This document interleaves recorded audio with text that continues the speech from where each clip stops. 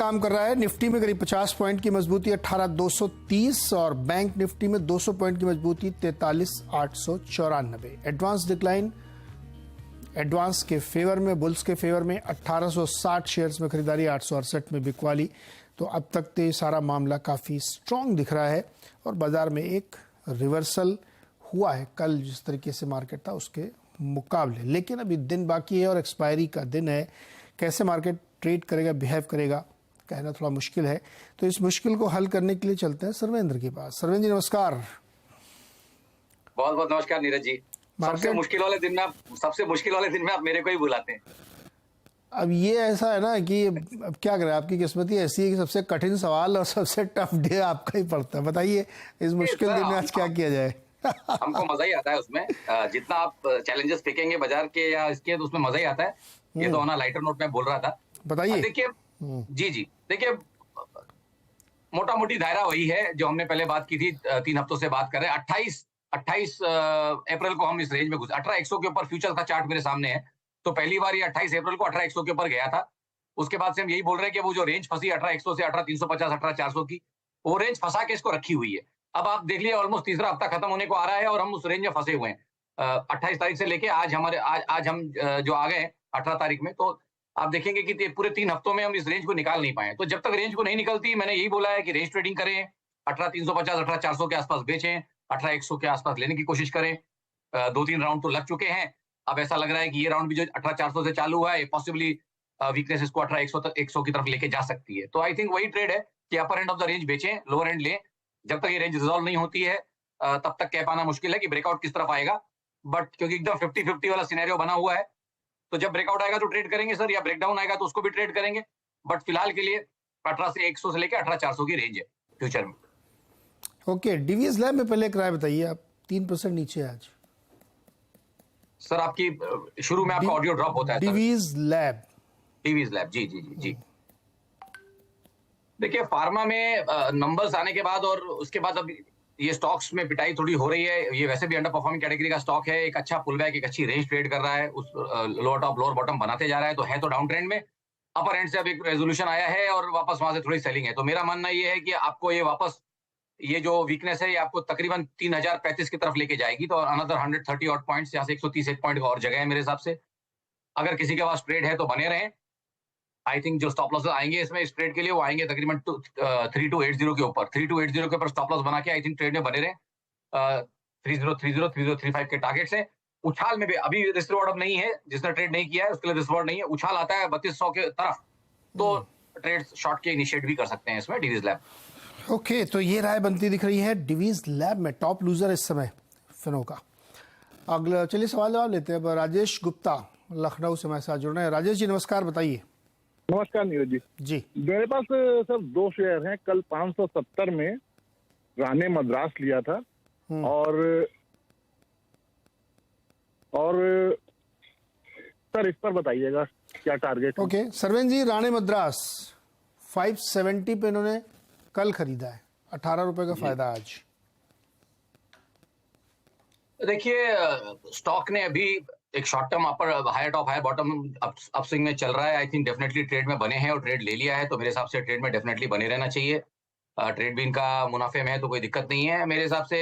अगर ट्रेड में बने रहेंगे तो ऊपर में मुझे लगता है कि यहाँ पे 600-610 के टारगेट्स ऊपर में यहाँ पे आने चाहिए।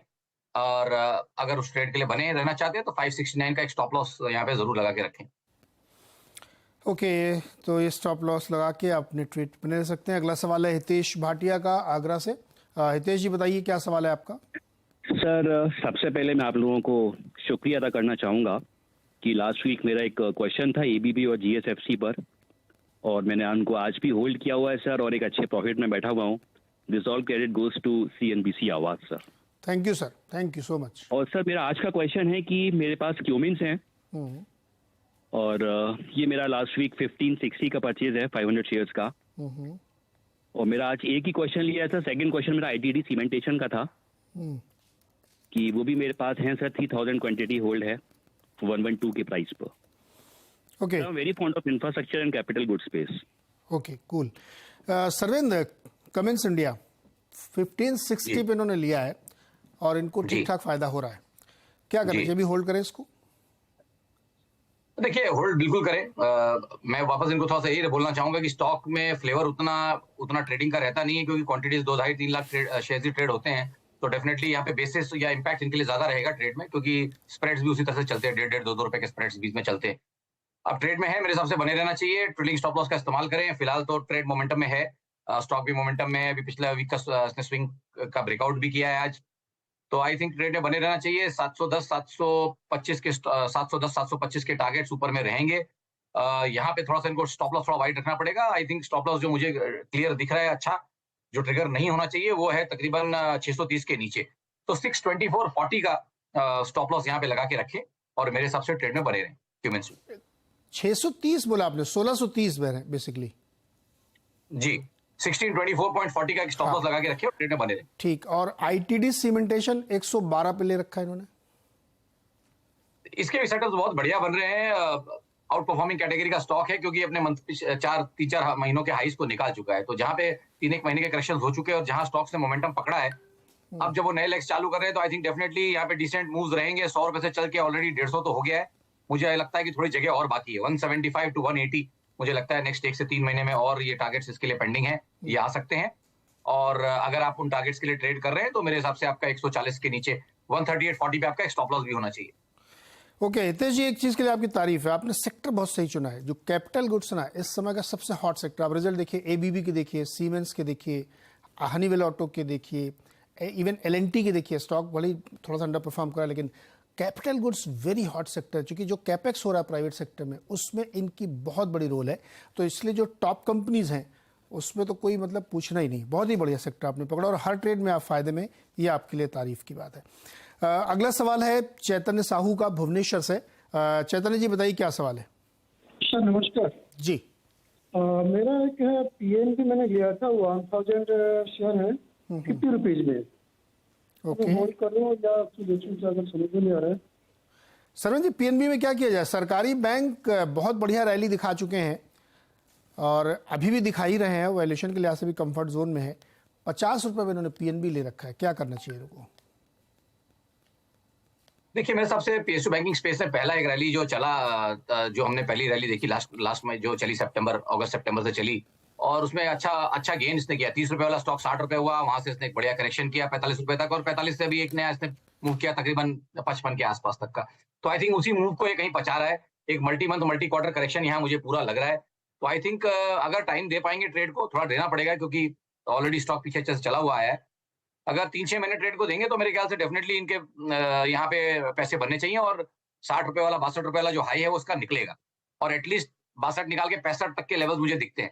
तो 62-65 के लेवल्स ऊपर में इनको मिलेंगे तो 20-25% का इनको यहाँ पे फायदा हो सकता है। ट्रेड में बने रहे। और मेरे हिसाब से अभी जो हमने रिसेंट स्विंग लोज रखे हैं इस करेक्शन में, तकरीबन 44 के नीचे, 44 के आसपास, उसके नीचे एक स्टॉप लॉस रखें।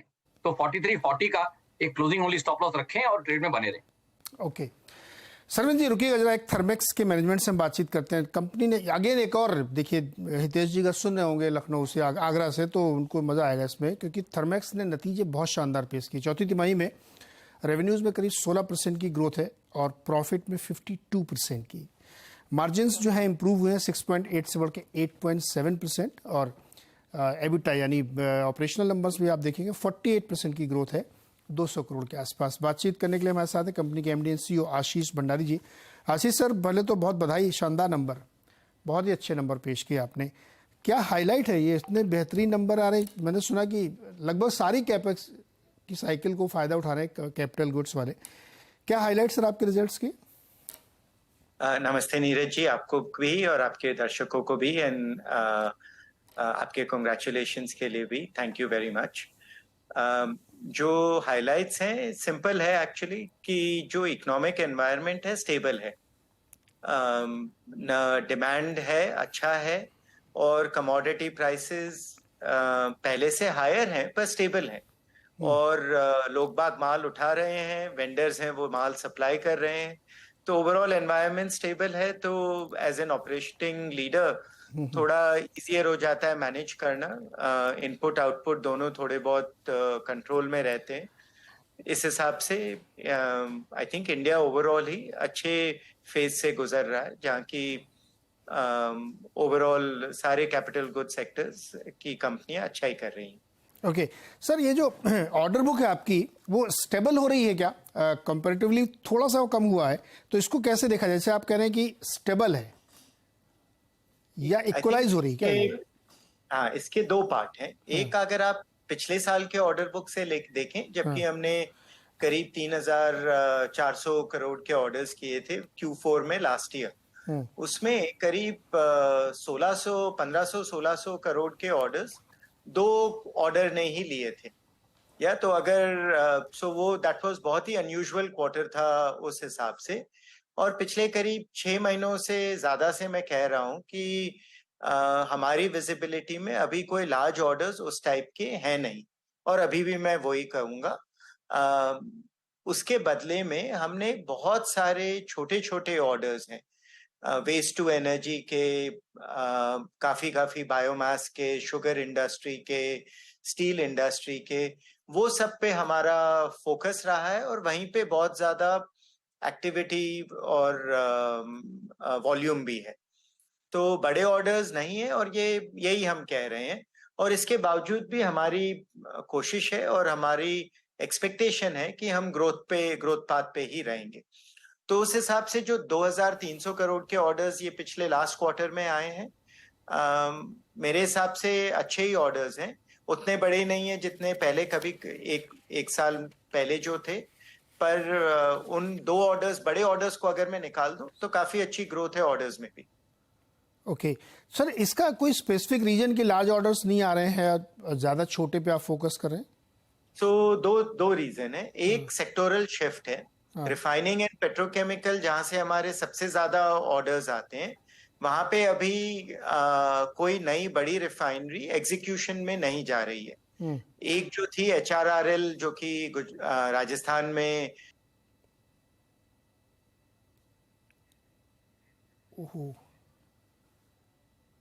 शायद नेटवर्क की दिक्कत है, फ्रीज हो गया। तो आशीष जी ये बता रहे थे कि लार्ज ऑर्डर्स में खास तौर पे जो रिफाइनरी है पेट्रोकेमिकल, वहां पे शायद कैपेक्स। जी आशीष जी कंटिन्यू करें प्लीज। ठीक है। सो वो एक जो कैपेक्स साइकिल है वो थोड़ा कम हो गया है। दूसरा, जो कुछ सेगमेंट्स हैं जहाँ पे सीमेंट वगैरह, जहाँ पे थोड़े प्रोजेक्ट्स बड़े बड़े आ भी रहे हैं, सीमेंट, स्टील, उन सब में थोड़ा सा टाइमिंग का इशू है, क्योंकि ये काफी ग्रीनफील्ड प्रोजेक्ट्स रिलेटेड हैं। और मेरे हिसाब से Q3 Q4 में इनसे ऑर्डर्स आने चाहिए। पर ये रिफाइनिंग से जो ऑर्डर्स आते हैं वो थोड़े ज्यादा स्टेबल होते हैं, कि मार्केट में डिमांड आई तो उस पे ऑर्डर में बदलेगा ही।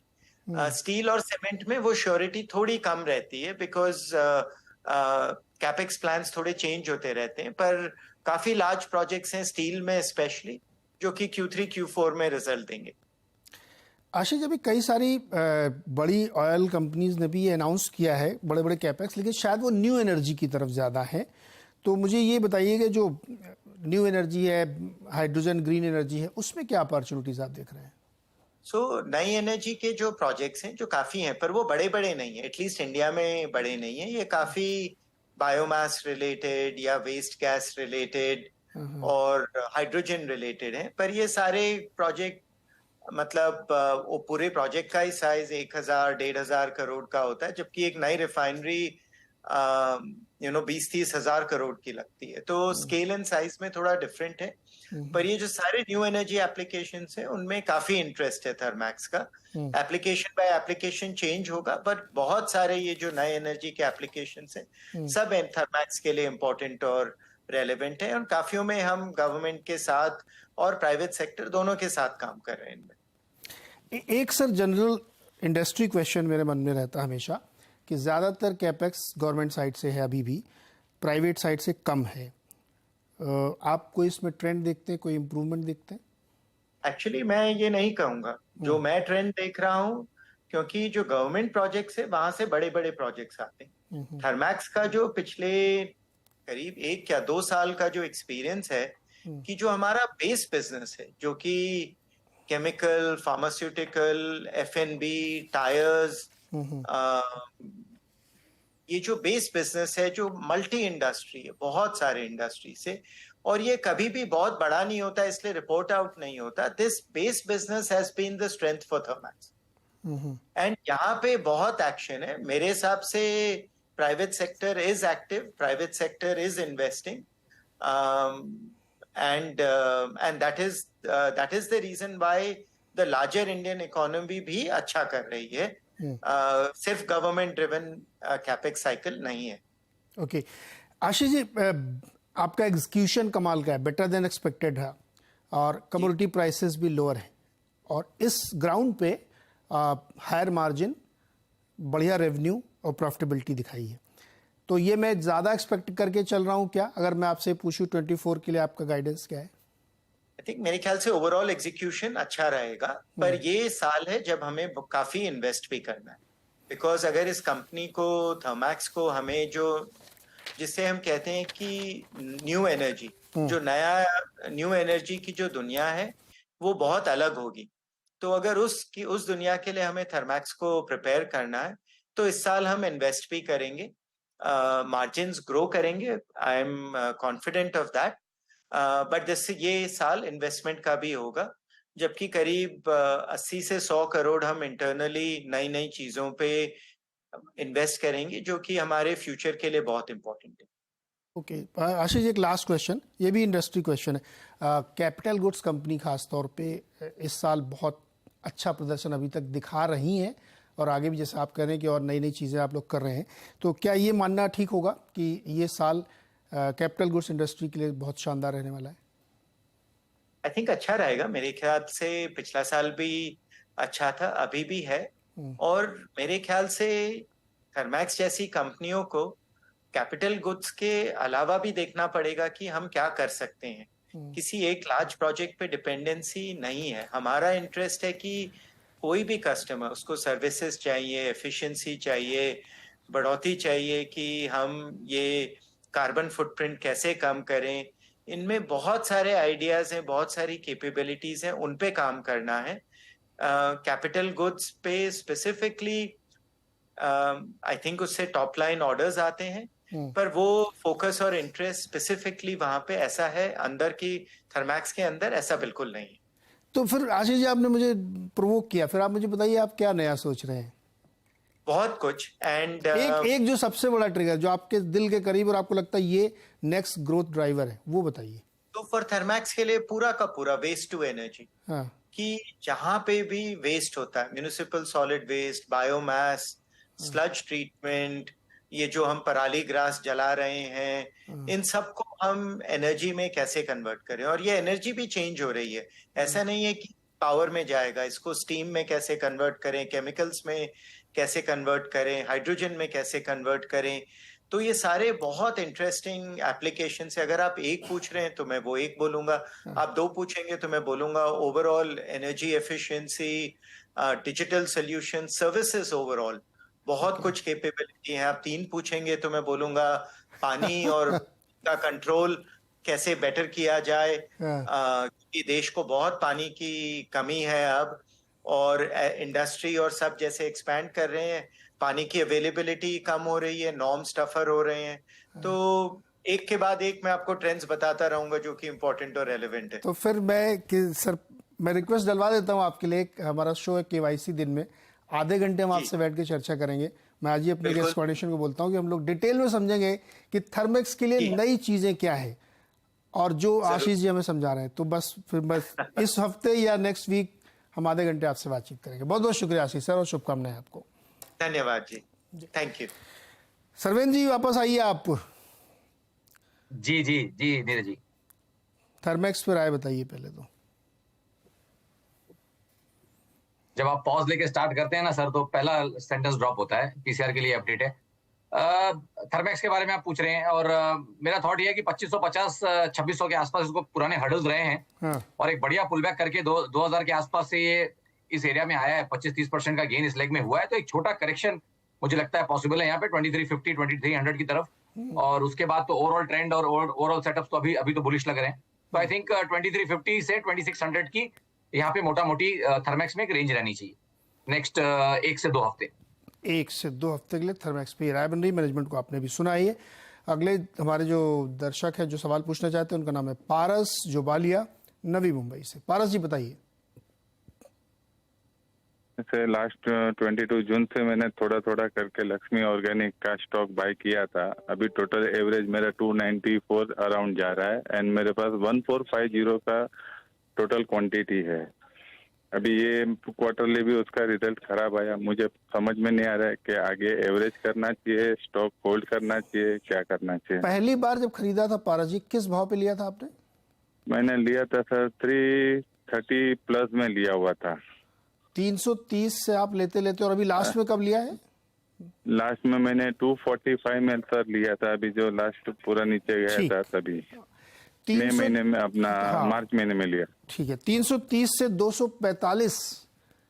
230 रादर, और वहां तक खरीदते खरीदते आए हैं और इनकी कॉस्ट होगी 294 रुपए और 1450 शेयर इकट्ठे कर लिए। सरवेन जी, लक्ष्मी ऑर्गेनिक्स जी, इनको एक सवाल मैं ये जरूर पूछना चाहूंगा कि कितना साल का कितना रिटर्न एनुअल कमाना चाहते हैं, वो बहुत इंपॉर्टेंट है यहाँ समझने के लिए। साल का कितना रिटर्न ये कमाना चाहते हैं, बताइए पारस जी।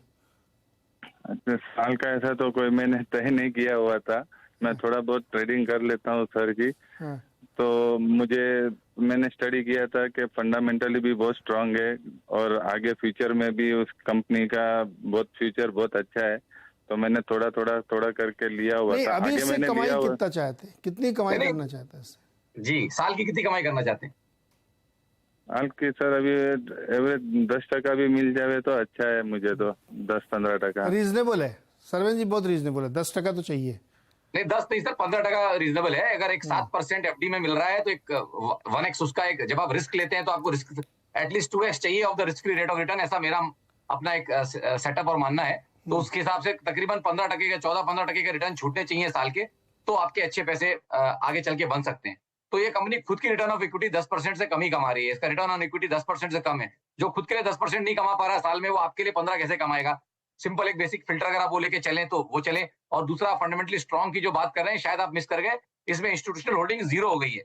FIIs GIs पूरा बेच के स्टॉक को निकल रहे हैं। इसमें खाली रिटेल और प्रोमोटर ही रह गया है। तो अगर इसमें क्वालिटी होती तो इसमें क्वालिटी लोग भी होते हैं। क्वालिटी इसमें से निकलती जा रही है, मींस इंस्टीट्यूशनल होल्डिंग नहीं है, मतलब automatically there is some concern. तो जब तक इंस्टीट्यूशंस का फेथ इसमें नहीं आएगा, आई डोंट थिंक कि ये बहुत ज्यादा चल पाएगा। तो मैं इनको क्या बोलना चाहूंगा कि भाई एवरेज ना करें, अब जितना कर लिया, नया कुछ ना करें इसमें। और मेरे हिसाब से थोड़ा इनको टाइम देना पड़ेगा, 3-6 महीने। और इसमें केवेट ये है कि देखिए इसने पीछे जो लो रखा है 220 के आसपास, वो इंपॉर्टेंट है। जब तक उसको ये होल्ड रखता है तब तक इसमें एक फाइनल बाउंस टुवर्ड्स 310-320 बनेगा। उस एरिया में एक बार डेफिनेटली निकलने की कोशिश करें, नहीं तो चाहे दोबारा राय ले लें। बट 220 के लेवल को हम ध्यान में रखते हुए इस ट्रेड में फिलहाल के लिए बने रहें 310-320 के टारगेट के लिए। ओके, तो ये राय है सर आपके लिए पारस जी, ध्यान रखिएगा। ये सब बहुत जल्दी जल्दी चीजें बदलती रहती है। उमेश विज दिल्ली से। उमेश जी बताइए। सर मैंने 1.5 साल पहले 1000 ITC IRCTC खरीदे थे, बड़े हाई रेट पे से अबाउट 50-900 पर शेयर के हिसाब से।